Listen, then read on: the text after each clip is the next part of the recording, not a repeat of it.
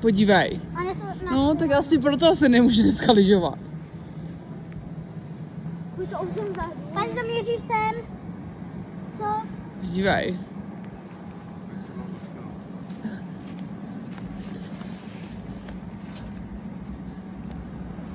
Rodiče, tam to nahoře ty máky nebo co? Jo, auto dohání. Já to jsem ještě neviděla.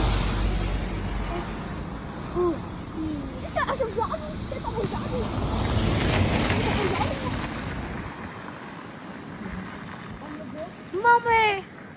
Tam je nějaký vlak, co? Určitě ještě může mít lyžovat. Ty by to dělal strach teď. Ale ty to normálně ztratí už úplně, no. A ty opravdu nebudeš mít už lyžovat? Už jdu hasiči. Hasiči se mě jdou kvůli tomu. Ano, má ty auto tamhle jde i